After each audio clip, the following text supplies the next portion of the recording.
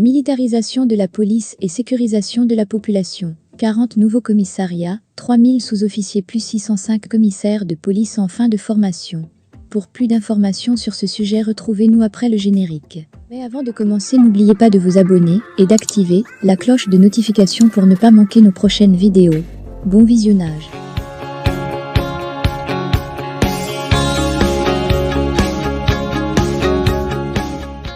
En vue de réaliser un maillage efficace du territoire, un arrêté portant création de commissariats de sécurité publique, soit 40 commissariats, sur l'ensemble du territoire national a été signé.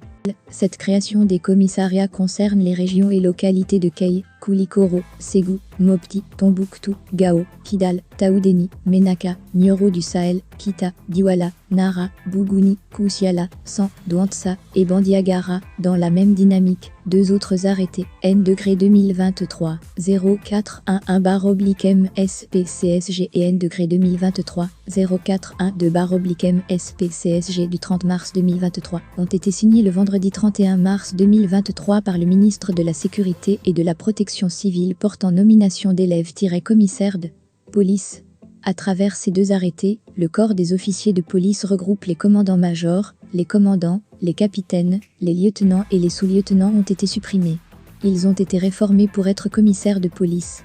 Rappelons que le jeudi 20 octobre 2022, le Conseil national de transition, CNT, a adopté la loi portant militarisation de la police à l'unanimité par 100 parlementaires présents, et elle a été promulguée le 27 octobre 2022 et publiée au journal officiel. Ainsi, la militarisation actuelle de la police nationale et de la protection civile est l'une des principales conclusions des Assises nationales de la refondation, ANR, qui se sont tenues à Bamako, du 27 au 30 décembre 2021, au regard de la situation sécuritaire et des défis multiples auxquels les forces armées font face. Ainsi, tous les corps doivent se retrouver dans le même statut général des militaires, la transposition des grades, l'harmonisation de la grille salariale, la suppression des corps des officiers, doivent être effectifs. S'agissant de la concordance des grades et grilles indiciaires entre les forces armées et la police nationale, une ordonnance N-2023-015/PTRM a été prise le 21 mars 2023 en Conseil des ministres portant statut général des militaires.